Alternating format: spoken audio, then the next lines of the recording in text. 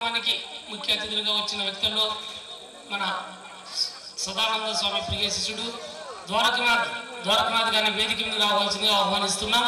Dwarakanath sir గారి వేదిక మీద రావాల్సిందిగా కోరుతున్నాం. ద్వారకనాథ్ సార్ గట్టి క్లాప్స్ కొట్టుకున్నాం. ద్వారకనాథ్ సార్ గారు సదానంద స్వామితో సన్నిహితంగా ఉండి ఎన్నో అనుభవాలతో ఉన్న వ్యక్తి. అలాగే మన పిరమిడ్ సొసైటీలో ధ్యానాన్ని రాష్ట్రాలు, జిల్లాలు కాదు, రాష్ట్రాలు కాదు, ఇతర దేశాల్లో వ్యాప్తికి కృషి చేసి జీవితాన్ని త్యాగం చేసిన ప్రేమనాథ్ గుప్తా గారిని వేదిక మీద రావాల్సిందిగా కోరుతున్నాము. ఒకసారి గట్టి క్లాప్స్ కొడుతున్నాం ప్రేమనాథ్ సార్ గారికి. అలాగే ఈ కార్యక్రమంలో మన ధ్యాన జగత్ పత్రికకు వెన్నంటి ఉండి నడిపిస్తూ మరి ఎన్నో ఆధ్యాత్మిక పుస్తకాలను తెలుగులోకి ట్రాన్స్లేట్ చేసి గొప్ప యోగిగా విరాజిల్లుతున్న స్వర్ణలత మేడం గారిని వేదిక మీద రావాల్సిందిగా కోరుతున్నాం. స్వర్ణలత మేడం గారు, ఈ మేడం గారు ఎన్నో ఇంగ్లీష్లో ఆంగ్ల పుస్తకాలను, ఆధ్యాత్మిక పుస్తకాలను తెలుగులో తర్జుమా చేసి రచించారు. అలాగే మన పిరమిడ్ జగత్ ధ్యాన జగతే తన జీవితంగా అంకితమై సేవ చేస్తున్న కేశవరావు సార్ గారిని వేదిక మీదకి రావాల్సి కోరుతున్నాం. కేశవరావు సార్ గట్టి క్లాప్స్ కొట్టుకున్నాం. అలాగే ఈ కార్యక్రమంలో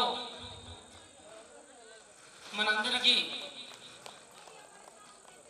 సేవ చేస్తూ ఉన్న బేరంచెల్ల భువనేశ్వర రాజు గారు ఎక్కడన్నా వేదిక మీద రావాల్సి కోరుతున్నాం. భువనేశ్వర రాజు గారు సారు ఎక్కడ ముందుకు రాడు, ఆయన సేవని ఈ కార్యక్రమాన్ని అంతా వెనకండి నడిపించు డైరెక్ట్గా పాల్గొంటున్నాడు. అలాగే ఈరోజు మన కార్యక్రమాన్ని ప్రేమనాథ్ మారం సార్ మరి గెస్టులతో ఈరోజు మనం ఎన్నో విషయాలు తెలుసుకోబోతున్నాము.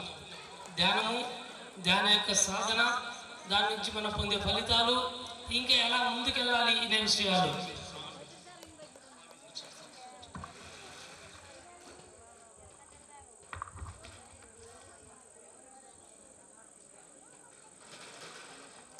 వారికి మనం గట్టిగా గురు పౌర్ణమి సందర్భంగా శ్రీ శ్రీ శ్రీ సదానంద మహారాజు వారికి గట్టిగా చప్పట్లు కొట్టుకుందాం.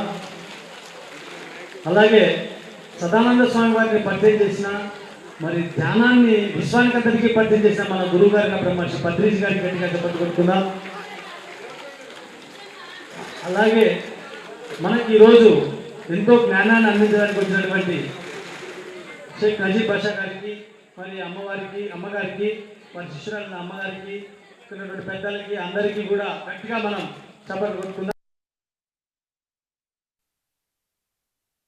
ముఖ్యంగా నాకు అక్కడ పక్కన పని ఉంది, ఒక 5 నిమిషాలు మాట్లాడతాను ఈరోజు జరిగినటువంటి విషయాల గురించి.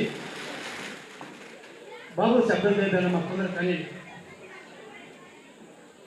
ముఖ్యంగా పిరమిడ్ స్పిరిచువల్ సొసైటీ మూమెంట్ అనేటువంటిది పత్రిజీ గారు స్థాపించినటువంటి ఒక అద్భుతమైనటువంటి సృష్టి. నాకు తెలిసి ఈ ప్రపంచంలో ఈ విధంగా ఏ సంస్థను స్థాపించిన దాఖలాలు ఎక్కడ కనపడలేదు. గతంలో కానీ భవిష్యత్తులో కానీ ఉంటాయో లేదో తెలియదు. అంత అద్భుతమైనటువంటి సొసైటీని ఒక సృష్టించి ఆయన మన చేతుల్లో పెట్టిపోయినాడు. ఎందుకంటే ఏం చెప్పినాడంటే ఆయన ఎంతోమంది గతంలో, ప్రస్తుతం ఎన్నో సంస్థలు ఉన్నాయి. వాళ్ళంతా కూడా ఒక బేస్ను, అంటే ఒక సర్కిల్, అంటే ఆ గురువును లేకుంటే ఆ సంస్థలో ఉన్నటువంటి సెంట్రల్ ఒక మనిషినో బేస్ చేసుకొని నడుస్తున్నటువంటి సంస్థలు. ఆ గురువు కానీ ఆ మనిషి కానీ లేని తర్వాత, అంటే కాలం అయిన తర్వాత, లేదంటే బాడీ వికెట్ చేసిన తర్వాత ఆ సంస్థ మనుగడ చాలా కష్టంగా ఉంటుంది. ఆ స్థానం కోసం ఎంతో మంది ప్రాకులాడుతూ ఉంటారు. అలా డిస్టర్బ్ అయిన సంస్థలు ఎన్నో ఉన్నాయి.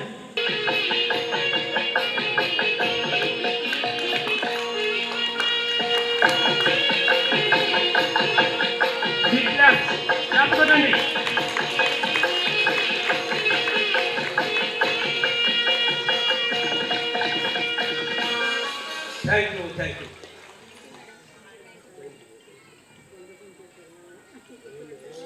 ఇప్పుడు సదానంద యోగి వారికి ముఖ్య శిష్యుడు అంటే వారు జీవించి ఉన్నప్పుడు వారిని ద్వారకానాథ్ గారు కలవలేదు. అయితే వారు మహాసమాధి అయిన తర్వాత ధ్యానంలో ఆ సదానంద యోగితో ఆ మహానుభావుడితో ఈ మహానుభావానికి ఉన్నటువంటి సంబంధాన్ని ఆ విషయాలని ఒక 10-15 నిమిషాల పాటు ద్వారకానాథ్ గారు వివరిస్తారు. థ్యాంక్ యూ అండి. ఇక్కడ వచ్చిన అందరికీ గురు పూర్ణిమ శుభదిన శుభాకాంక్షలు.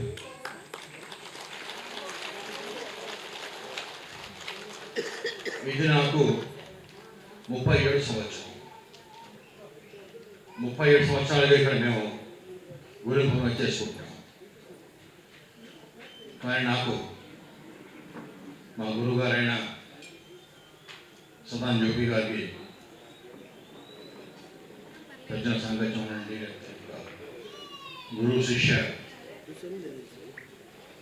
అనుబంధం అనండి, ఇలా ఎన్నో ఆయన మహానుభావులు ఆయన కరుణించారు. నన్ను ఆయన శిష్యుల్లో తీసుకున్నారు. ఇందాక ఆయన చెప్పారు రెడ్డి గారు, చాలామంది తాడిపత్రి నుంచి వచ్చి వాళ్ళ అన్నదానికి చాలా ఇచ్చారు సామాన్యాన్ని. నాకు ఇంకా గుర్తుంది 89 ఫస్ట్ టైం ఇక్కడే మేము గురు పూర్ణిమ చేసుకుంటున్నాం. పత్రి గారు ఆ రోజు కర్నూలులో ఉన్నప్పుడు మనం గురు పూర్ణిమ చేసుకుందాము, నందవరం వెళ్ళి అక్కడ అన్నదానం చేద్దామన్నారు. అప్పుడు ఇక్కడ సమాధి తప్ప ఇంకేం ఉండేది కాదు, కాంపౌండ్లో ఉండేది కాదు, బోర్వెల్లో ఉండేది కాదు, ఏం ఉండేది కాదు. ఇప్పుడు మా సమాధి మాత్రమే ఉండేది, ఆ రూమ్ మాత్రం ఉండేది.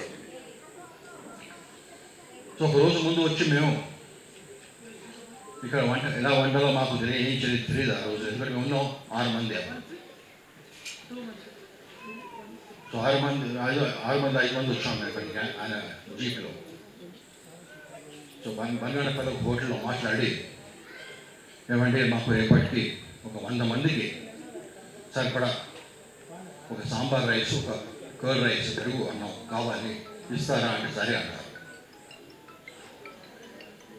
సరే అని చెప్పి వాళ్ళకి ఆర్డర్ ఇచ్చి మేము వెళ్ళిపోయాం. దాని మరుసటి రోజు మేము వచ్చి ఆ హోటల్కి వెళ్ళి ఆ ఫుడ్ తీసుకొని వచ్చాం. కానీ ఎవరికి తెలియదు, ఇక్కడ సదానంద గారు అంటే ఎవరికి తెలియదు. అందరికి తెలుసు సమాజం ఉందని తెలుసు, కానీ ఆయన ఎవరు ఏంటి అన్న ప్రఖ్యాత ఏంటి ఎవరు తెలియదు. మాకు మాత్రమే తెలుసు, 5-6 మందికి తెలుసు. చెన్నారెడ్డి గారు తహసీల్దార్గా పనిచేసేవారు కర్నూలులో. ఆయన సొంత ఊరు నందవరం. సో ఆయనే ఈ ల్యాండ్ ఇచ్చారు. సో ఇక్కడ సమాధి చేశాం.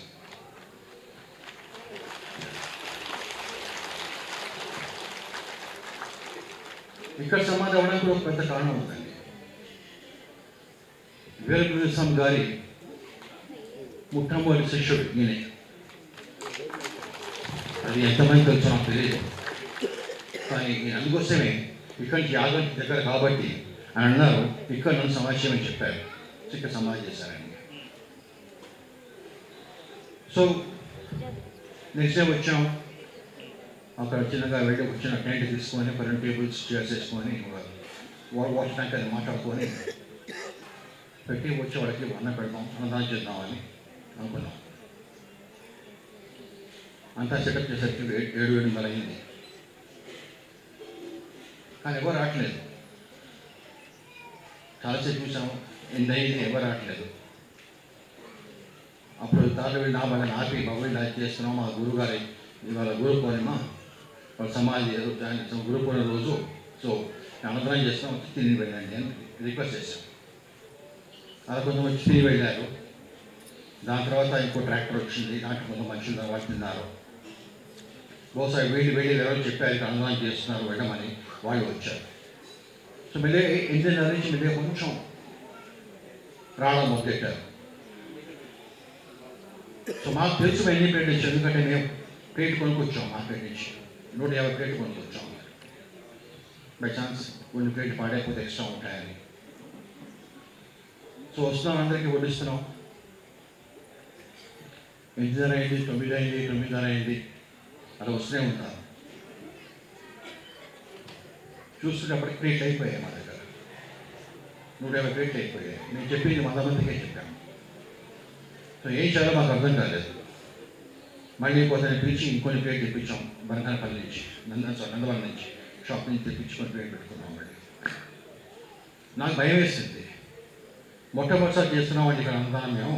స్వామీజీ మీ పేరు మీద వచ్చి ఏమన్నా ప్లేట్కి వచ్చి అన్నం లేకపోతే అందరికీ మాకే నామోషి, ఇది మంచి మాట కాదు, ఏం చేయాలి అన్న. అక్కడి నుంచి అని చెప్తాను, నాకు ద్వారకా అతి వడ్డిస్తుపో, దాంట్లో ఏముందో నువ్వు చూడకు అన్నారండి. తీసుకుపోయాం, వడ్డిస్తుపోయాం. అప్పటికి 9:30 అయింది, మనుషులు అటు తక్కువ అయింది. అప్పటికే మీ నంబర్ 300 ప్లేట్లు అయిపోయాయి మా దగ్గర. అప్పటి తగ్గిపోయింది. మేము చెప్పింది 100 మందికి, మేము వడ్డించి 300 మంది. పత్రిక అన్నారన్నమాట, లేదు ద్వారా మనకేమైనా ఉందా లేదా చూసుకోండి అన్నారు. ఎందుకంటే ఆ టైంలో ఇంకేం ఫోటోస్ ఉండవు ఈ ఊళ్ళో, అన్నీ బంద్ అయిపోతాయి. సో అక్కడే మిగలకపోతే ఆ రోజు మాకు వస్తాయి. చూస్తే మాకు ఎగ్జాక్ట్లీ మాకు 6 మంది 7 మంది ఉన్నాం, సరిపోయి ఉంటాం. అంత ఫుడ్ ఇంకా ఉంటాను. నేను ఎందుకు చెప్తున్నానంటే, ఇది ఆయనకి ఏం కావాలని చూసుకుంటారు, గురువు గారు ఏం కావాలని చూసుకుంటారు. మన దగ్గర నుంచి ఆయన ఆశించేది ఏం లేదు, ఓన్లీ ప్రాక్టీస్. నేను మొదలెట్టప్పుడు ఆయన చేయడం లేదు. సో నాకు నేర్పించంతా ఆయన అసలు బాడీతోనే. అసలు బాడీ అంటే చూసానికి వచ్చేవారు మా ఇంటికి వచ్చి చెప్పేవారు. నాకు దగ్గర 6 ఏళ్ళు చెప్పారు. ఆయన 1994 రోజు సాయంత్రం వచ్చేవారు. ఆయన మనం ఒక అడిగేసాం అనుకోండి ముందుకి, వాళ్ళు 10 అడుగులు మర్చాలి, మన పైకి వేస్తారు. సో అప్పటి రోజులు అంటే 36 ఏళ్ళ క్రిందట 6 మంది, ఇప్పుడు ఇంతమంది అయ్యారు. చాలా సంతోషంగా ఉంది చూడడానికి. ఒక మహానుభావుడు పత్రి గారు, ప్లస్ ఆయన గురువు గారు, మా గురువు గారు ఉదయం గారు. కర్నూలు టౌన్లో స్టేషన్లో బస్ స్టాండ్ పడుకుంటే గుర్తించినాయండి. దాని ముందు ఒక హోటల్ ఉండేది, రాఘవేంద్ర భవన్ అని హోటల్ ఉండేది. దాని మేనేజర్ చూసి, ఈయన ముఖం మీద కళ చూసి, అరే మహానుభావుడు ఉన్నాడు చాలా అని చెప్పి పిలిచి, రాండి సార్, నేను మా హోటల్ పిలిచి కూర్చోబెట్టాను, ఒక ప్లేట్ ఇడ్లీ ఇచ్చారు. మీకు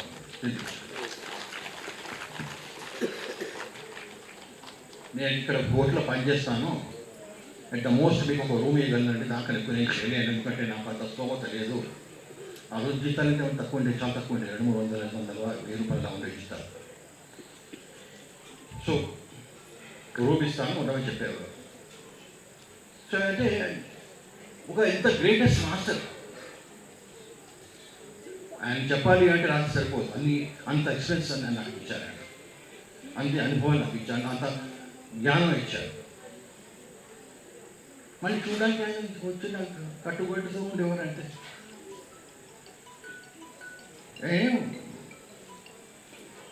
శనివారం కదా చెన్నారెడ్డి గారు తెలుసుకున్నాక ఆయన శనివారం ఇంటి నుంచి క్యారీ తీసుకెళ్ళి ఆ హోటల్కి వెళ్ళి ఆయన తినిపించేవాడు.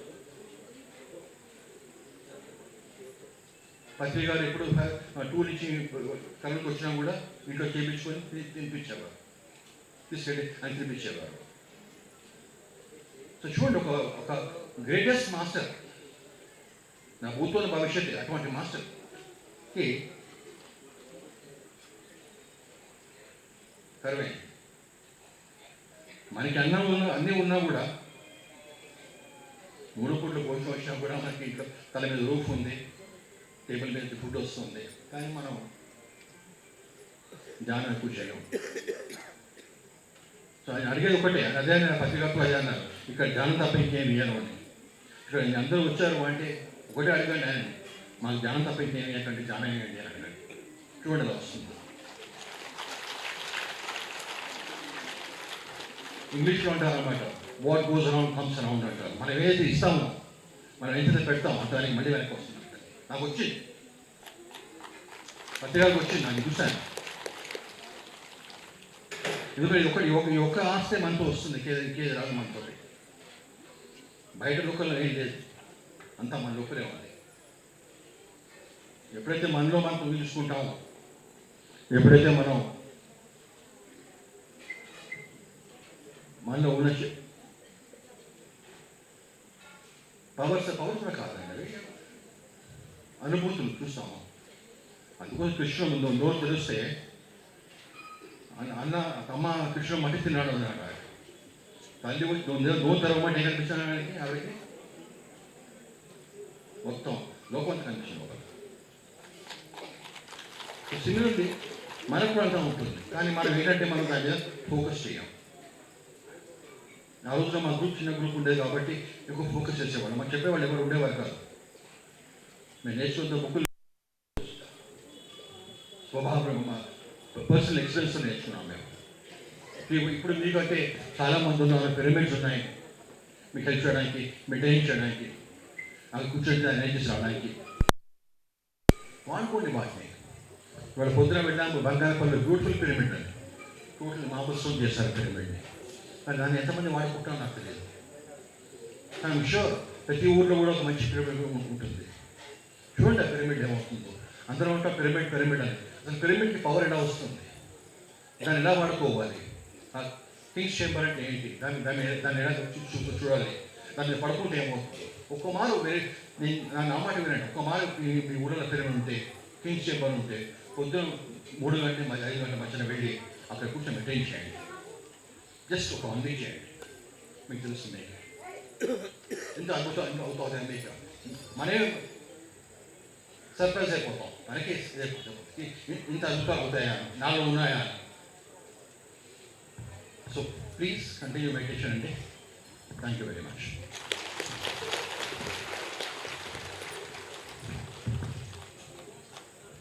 ద్వారకానాథ్ గారు ధ్యానంలో ఎన్నో యాస్ట్రల్ ట్రావెల్స్ చేశారు. ధ్యానంలో సదానంద స్వామీజీతో ఎన్నో అనుభూతులు పొందారు. ధ్యానానాథ్ మ్యాగజైన్కి నేను తీసుకున్న ఇంటర్వ్యూలో వాళ్ళు ఎన్నో విషయాలు చెప్పారు. ఆయన వారు ఒక మౌన యోగి, అవసరం అనేది మాట్లాడతారు. ఎంతో అద్భుతంగా హిందీలోనూ, ఇంగ్లీష్లోనూ, తెలుగులోనూ వారి ప్రవచనం చేస్తారు. ఆయన ఒకసారి ఆయన బాగా గొప్పగా చెప్పట్టుకుంటున్నారు. మన గురువు బ్రహ్మశ్రీ పత్రిజీ వీరు బాబా బాగుండేవైన ఫ్రెండ్స్ లాగా ఎంతో చక్కగా క్లోజ్గా ఉండేవారు. పత్రిజీతో సాంగత్యాన్ని వీరు ఎంతో గొప్పగా అనుభవించారు. సదానందతో యాస్ట్రల్ సాంగత్యాన్ని అనుభవించారు. మాంసపిండాన్ని మంత్రపిండం చేయాలి అని చెప్పారు సదానందేవి. ఇప్పుడు ఒక 10 నిమిషాలు మనం మైదుబాబు గారు, 10 నిమిషాలు ప్రేమనాథ్ గారు మాట్లాడిన తర్వాత ఒక 40 నిమిషాల సేపు మన ముఖ్య అతిథి నజీర్ అహ్మద్ గారు భగవద్గీతని. జై పత్రిజీ, జై పత్రిజీ, జై జై పత్రిజీ. వారి గురుగారైన సదానంద స్వామికి జై. స్టార్టింగ్లో మా ఇల్లు రాఘవేంద్ర దగ్గర 3rd క్లాస్లో ఉన్నప్పుడు రాఘవేంద్రలో ఉన్నాము. అప్పట్లోనే మా ఫాదర్ 50 years బ్యాక్లోనే ఇల్లు కట్టించినారు. నేను అక్కడ ముందుగా ఉంటాను, నాకు తెలియదు. పిరమిడ్ స్థలం అంతా అక్కడ ఆడుకునేవాడిని. పత్రి సార్ రఘునాథ్ కాంప్లెక్స్కి వచ్చారు మా తర్వాత. అప్పుడు చిన్నపిల్లని సార్ బజాజ్ బండి మీద పోయేవాడు అనమాట. ఆ పిరమిడ్ కట్టేటప్పటి నుంచి స్టార్టింగ్ నుంచి సార్ని చూస్తూ ఉండేవాడిని. పూర్వ పత్రి సార్ని కలిసినాక సారు ఒక 50 రూపాయలు ఇచ్చినారు. అప్పుడు 2-3 ఉన్నారు పిరమిడ్లో, ఎవరు లేరు, మంది లేరు. సదానంద స్వామిని కలుపుకోబోయు, నీ గురువు అక్కడ ఉన్నాడు అన్నాడు. 50 రూపాయలతో లారీ ఎక్కి వచ్చిన. అక్కడ 10 రూపాయలు, అక్కడ 10 రూపాయలు ఇచ్చి, పాలెంలో 10 రూపాయలు, అక్కడ 10 రూపాయలు ఇచ్చి ఇక్కడికి వచ్చిన. ఇక్కడ ఏం లేవు, అన్ని కంప చెట్లు, సమాధి ఒకటి మాత్రమే ఉంది. గురుగారు ఏం చెప్పారంటే, ఇది మహాక్షేత్రం అవుతుంది బయట, మీ మిత్రులతో అంతా కలిసి ఇక్కడ కంపౌండ్ వాల్ కట్టియాలి అన్నారు. నేను పోయి పత్రిక సార్కి అడిగాను, నా దగ్గర డబ్బులు లేవు కదా సార్, ఎట్లా కట్టియాలి? నేను అప్పుడు ఇంటర్మీడియట్ అంతే. మేము ఒక మిత్రులు 5 మందితో కలిసి నెల రోజులు ఇక్కడే ఉండి, ఇక్కడే పడుకొని, ఇక్కడే వంట చేసుకొని ఆ కాంపౌండ్ వాళ్ళంతా కట్టినాం. ఆ తర్వాత వర్షంలో, ఇప్పుడంటే మీరు ఇట్లా వర్షంలో ఇంటింటికి పోయి పాంప్లెట్ ఇచ్చి గురు పౌర్ణమి ఉంది రండి అని తొలుకొని వచ్చేవాళ్ళం మేడం. అట్లా 30 years మా సొంతం డబ్బులతో అన్నదానం చేసినాం మేడం అందరికీ. నా జీవితం మొత్తం మనస వాచ కర్మతో ఆ గురువు గారికి అంకితం చేసినాం. ఇక్కడ నేను ఒక వాచ్మెన్ డ్యూటీ చేస్తున్నా స్వామికి, అంతే. I'm not master. నేను ఆ గురువు ఇచ్చిన సేవని చేస్తున్నాం. అట్లా ఈరోజు ఇంత పెద్దగా అయింది ఇదంతా. గురుగారు ఏమన్నారు? లేనిది కొర్రాదు, ఉన్నది కాదని రాదు, వస్తుంటే వస్తుందని సంబరపడిపోదు, పోతే పోని. మీ దగ్గర జ్ఞానం ఉంటే పంచండి, మీ దగ్గర అన్నం ఉంటే ఆకలినవని పెట్టండి, మీ దగ్గర ఏమి లేదనుకో పోయిందంటే బాధపడద్దండి, వస్తే రాని పోతే పోని. రెండోది ఏం చెప్పారు? మాంసపిండాన్ని మంత్రపిండం చేయమన్నారు. అంటే ఈ బాడీని, ఫిజికల్ బాడీని ఎనర్జెటిక్ బాడీ ఎప్పుడు చేస్తారు? ఈ కాస్మిక్ ఎనర్జీ ఎప్పుడైతే మూలాధార, స్వాధిష్టాన, మణిపూరక, అనాహత, విశుద్ధ, ఆజ్ఞాచక్రంలో ఈ శక్తిని, కాస్మిక్ శక్తిని ఎప్పుడైతే మీరు నింపుకుంటారో అప్పుడు ఎనర్జెటిక్ బాడీ అవుతుంది. అట్లా సదానంద స్వామికి నేను ఒక ఎక్స్పీరియన్స్ చెప్తాను స్వామిది. ఓసారి మేము కంపౌండ్ వాల్ కట్టేటప్పుడు 2 ట్రాక్టర్లు రాళ్ళు తక్కువ పడినాయి. చౌడేశ్వర టెంపుల్ దగ్గర పోయి వాళ్ళని అడిగిన, రాళ్ళు 2 ట్రాక్టర్లు తక్కువ పడినాయి బాబు అన్న, ఇక్కడ ఇవ్వండి అన్న, మాకు మనం మీకు డబ్బులు ఇస్తాం లేదంటే ఎవరు ఏం పోనారు. కరెక్ట్ స్వామి సమాధి దగ్గర 2 ట్రాక్టర్లు పేలిపోయినాయి టైర్లు, రాళ్ళు అక్కడే ఇచ్చిపోయినారు వాళ్ళు. మామూలు గురువు కాదండి నా సత్యలోక రారాజు, సత్యలోక రారాజు. పై లోకాల నుంచి ఇంతమంది యోగులు దిగినారంటే అది పత్రి సార్ ద్వారా సదానంద స్వామి ఇంత పెద్ద టీంని తయారు చేశాడు. ఒకసారి నేను ఫారిన్ మినిస్టర్ శశిధర్ని కలిసానని పోయినాను మేడం. ఆయన 1 minute ఇచ్చినాడు అపాయింట్మెంట్ నాకు ఢిల్లీలో. గురువు గారి ఫోటో తీసుకొని పోయి ఆయనకి ఇచ్చి మెడిటేషన్ గురించి, పిరమిడ్ గురించి చెప్దామని పోయినా. మీకు 1 minute అండి మెడిటేషన్ అపాయింట్మెంట్ ఇచ్చింది అన్నాడు. అర్ధ గంట ఓన్లీ పిరమిడ్ గురించి మాట్లాడు. శశిధరుడు అంటే చిన్నప్పుడే జ్ఞాని. పిరమిడ్ యొక్క శక్తి గురించి ఆ సదానంద యొక్క ఫోటో చూసి ఎంత తేజస్సుంది నది. అలాంటి శశిధరుడు సారు ఒక్క నిమిషం ఇచ్చిన అతను గంట సేపు మాట్లాడిన నాతో. మాట్లాడినాక నాకు బోరు కొట్టి పోయేసా సార్ వచ్చేసిన. దట్ ఈజ్ సదానంద యోగి. అట్లా అన్నాచార్యని కలిసిన అహ్మదాబాద్లో. ఆయన చిన్న టెంపుల్లో ఉంటాడు. ఆయన అంతా మొత్తం AK-47 అంతా సెక్యూరిటీ ఉంటుంది, కానీ చిన్న టెంపుల్లో మామూలు వ్యక్తిగా జీవిస్తాడు. ఆయన సదానంద స్వామి ఫోటో ఇచ్చి నేను ఆయనకి 10 నిమిషాలు ధ్యానం చేయించి వచ్చాను. ఇది ఏమి అంటే నా ఇది కాదు, ఆ గురువు పంపిస్తున్నాడు, మనం చేస్తున్నాం ఇదంతా. డూ ఆర్ డై అన్నారు. అంటే నువ్వు సస్తావా సాధిస్తావా. అట్లా మేడం. ఇంకోటి, పత్రిజీ ఫిలిమ్స్ ఎట్లా సక్సెస్ అయిందో దాంట్లో తాజ్మహల్ షాజహాన్ కష్టపడి కట్టాడు. దాని వెనక కొన్ని వేల మంది చేతులు పోట్టుకున్నారు, కాలు పోట్టుకున్నారు, చాలామంది చనిపోయినారు. అట్లా PSSS మూమెంట్లో చాలామంది ప్రాణత్యాగాలు, జీవితాలు పెట్టిన వాళ్ళు ఉన్నారు. వాళ్ళందరికీ మనసా వాచ గురు పౌర్ణమి శుభాకాంక్షలు. సదానంద స్వామి ఫిలిమ్స్ అని, సదానంద స్వామి జీవిత చరిత్ర క్రాంతి ప్రసాద్ ద్వారా నా సంకల్పం. సదానంద స్వామి జీవిత చరిత్ర మేము తీసుకున్నాం.